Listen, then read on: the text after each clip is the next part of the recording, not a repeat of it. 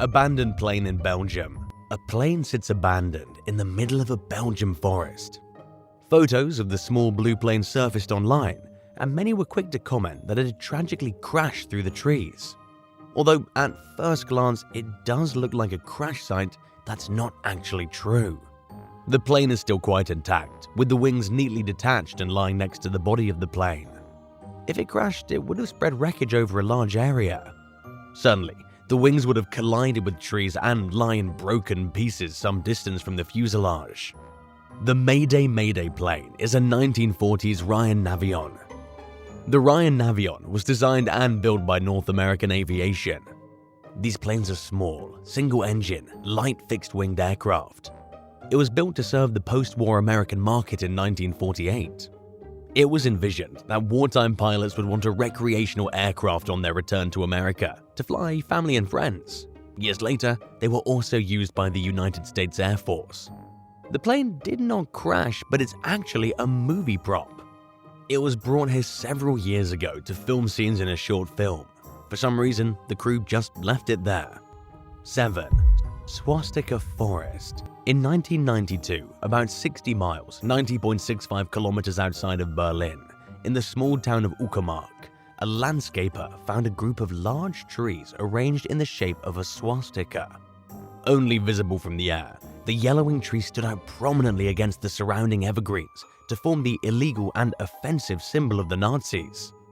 The swastika was there for 60 years before it was finally discovered. A local forester named Klaus Gorik measured the trees and determined that they were first planted in the 1930s. That gave the trees decades to grow. The attention the site got was intense, and it was even reported by a US tabloid that the area was already viewed as racist and violent, and that the illegal symbols in the forest were not helping their reputation. In 1995, local foresters went straight to work to chop down over 40 offending trees.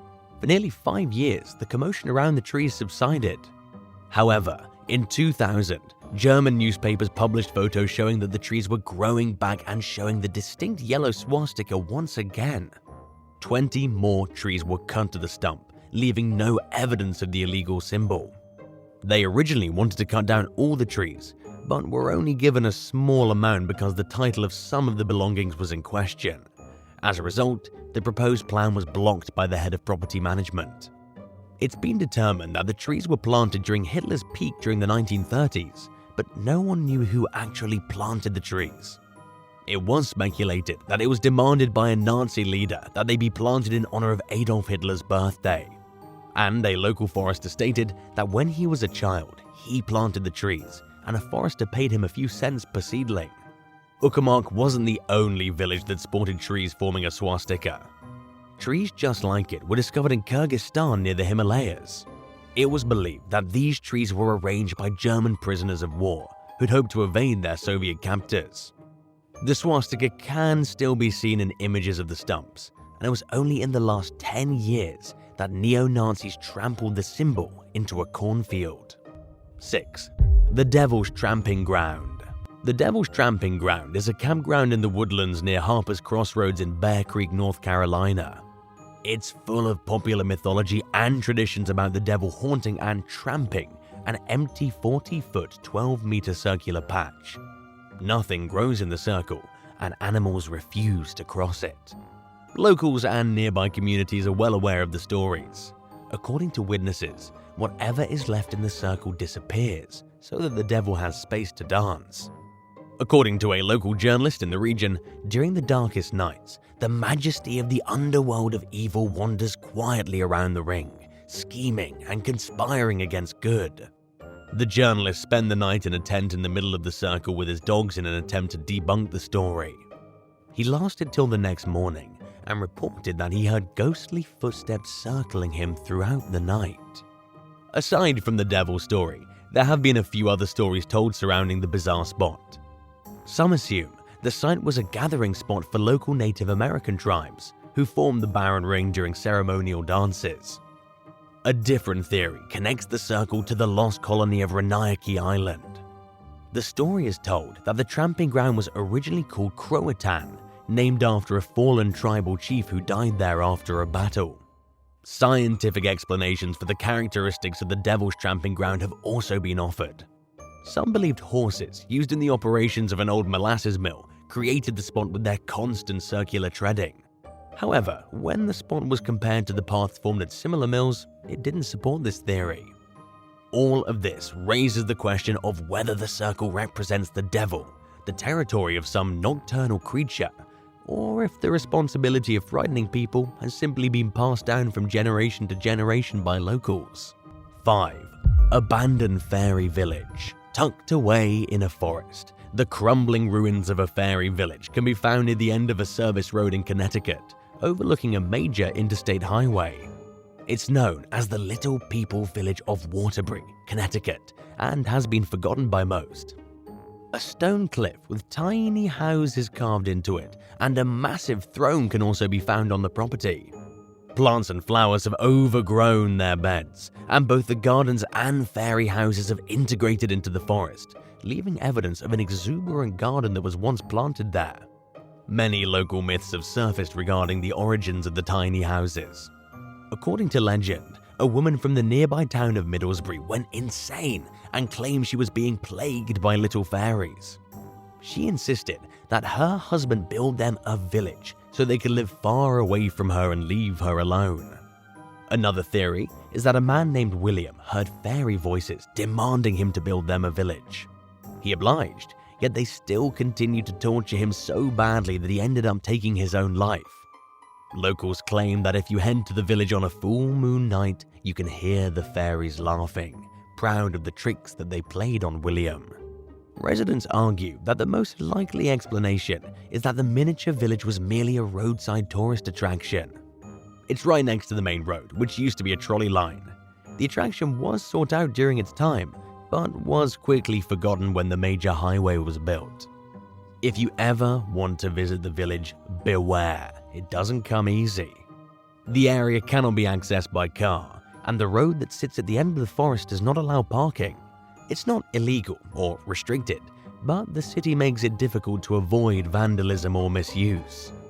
Do you believe in fairies? Tell us in the comments and hit subscribe while you're at it. 4. The Stony Point Railroad. Midgetville, which is probably known as the Stony Point Railroad, is a tiny town in Virginia that was built in the yard of a retired coal miner named Sam Johnson. Sam developed the town in 1996 and has been improving it ever since. Midgetville is composed of scraps and leftover materials and features 1,700 feet, 518 meters of track, with a working railway car, a jail, postal service, bookstore, salt pump, and all that of a fully operational town. The locomotive, made from scrap metal, is powered by a 1967 Chevy truck engine, with rotors serving as locomotive wheels. Midgetville offers several odd attractions. Strange sculptures scatter the town, bicycle wheels whirling, a camel proudly standing on a pedestal, art that doesn't waste a single bit of trash. Sam's interest, aside from trains, are in history, and a ride along the track will uncover elements of his family tree and the past of the area too. If Sam, his wife, or his dog were around, they would gladly give you a tour. But sadly, the Stony Point Railroad is now permanently closed. 3.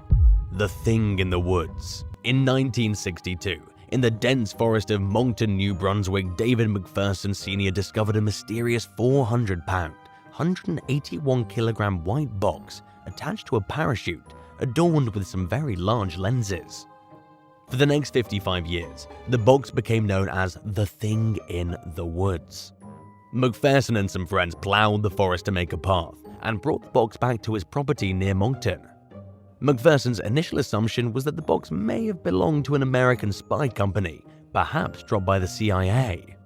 When word of the discovery got out, the Canadian military attempted to confiscate the box from him, which cemented his theories about what was inside. Neighbors from all over came to see the mysterious box, and one woman claimed that the box was ticking and would blow up a mountain at any minute. While McPherson was at work, the Canadian military showed up at his house in an attempt to retrieve the box. However, his wife Louise was not gonna let that happen. After 6 men pulled up to the property in a large truck and tried to carry the box away, Louise snapped. After a few words, it was stated that the corporal was enraged, and they left. After they left, Lewis decided to open the box. Inside, she found 2 cameras and roughly 12 bottles of clear liquid. Writing was also found on the equipment, but it wasn't in English, so she had no idea what it said. McPherson never found out that his wife opened the box, and the next day the Canadian military arrived once again. They promised the family they could be there when the box was opened, but after it was loaded up and hauled away, they never saw the box or heard from the military again, even though they requested information from the Department of Defense twice. David McPherson Sr. passed away roughly 7 years ago, with the box still remaining a mystery. His son reported in July 2017 that his dad's assumptions were right from the beginning. It was revealed by declassified documents that the mystery box belonged to a CIA program that sends cameras into the sky via balloons in order to spy on the Soviets. 2. Mummified dog. Loggers typically anticipate ordinary things like a bird's nest or a squirrel while harvesting trees, but the last thing they expect to find is a mummified dog in the core of a tree. A logging crew from Rome, Georgia was cutting down trees for pulpwood in southern Georgia in 1980. One of the employees saw something sticking out from the top of a tree trunk while loading the wood. Inside, he discovered what appeared to be the remains of a magnificently mummified dog. The tree was taken to experts, who discovered that the dog, accordingly named Stucky, had been a hunting dog in the 1960s. It's believed that the canine likely chased an animal such as a squirrel or a raccoon into a hole in the root and got trapped. The more he climbed, the more narrow his space became, remaining stuck at 28 feet, 8.5 meters. The tree, along with Stucky, was gifted to Southern Forest World, a tree forest located in Waycross, Georgia. Museum staff believe the dog's body mummified due to an upward draft through the hollow tree, which created a chimney effect that carried away the scent of the dead animal. The tree also provided dry conditions, whilst the oak's tannic acid, a natural substance that absorbs moisture, helped harden the dog's skin. 1. New England stone chambers. The stone walls found across the New York, England states have doubled in 90 years, reaching nearly 500 miles, 804 kilometers. Since the 1930s, there's been long-lasting speculation about how hundreds of stone walls got where they are, their age, and the cultural significance behind them. They're very unique and also called beehives, caves, huts, and root cellars. They are distinguished by their expert construction with fitted masonry stone and massive stone slabs. Beehive stone chambers were the most lavish of the bunch, with its cone form, smoke holes for ventilation, and built-in seats and shelves. The chambers are surrounded by intriguing landscape, including pedestal boulders, balancing rocks, enclosures, ceremonial walls, and standing stones. The stone structures seem to be reserved for the New England area, as they've been found nowhere else in North America. Roughly 800 chambers are spread throughout all states. Typically, they are circular or rectangular in form and can be anywhere from 15 feet, 4.5 meters, to 30 feet, 9 meters long, and 10 feet, 3 meters wide, with the central chamber averaging 10 feet, 3 meters tall. Over the past few decades, the majority of archaeologists and historians have thought that colonists built the chambers. Evidence of ancient etchings in the form of Ogham script dating from 1000 BC to 300 BC have been uncovered by a professor at Harvard. The etchings are believed to have been carved in stone by Celts from the Iberian Peninsula, located in what is today's Spain and Portugal. He argues that beehive-shaped stone chambers resemble ancient cells constructed by Irish monks. Other proof offered by those who believe in an early European colony include stone circles, carved deities, and animal images, symbolic symbols, and Celtic place names. The discussion centers on the two competing ideas of historic or ancient origin. Early reports of New England colonists recall stone chambers that existed before they inhabited the country, as well as unusual Indian forts. It also fails to explain how trees that predated settlement could sometimes be used to verify the age of the chamber, how passages were frequently too low and small to pull a cart through, and how the rooms had earth floors that would rot crops. The Stone Age sled launchers are believed to have been built by Native Americans before the first Europeans made their appearance. There is no archaeological evidence to support such a claim, and it's not known that Native Americans lived in this area at the time of its construction. Researchers today strongly disagree with that notion and stand by their belief that they were in fact built by Native Americans or their ancient ancestors. Thanks for watching. Have you ever discovered something strange in the woods? Tell us about it in the comments below and don't forget to subscribe. See you next time. Bye.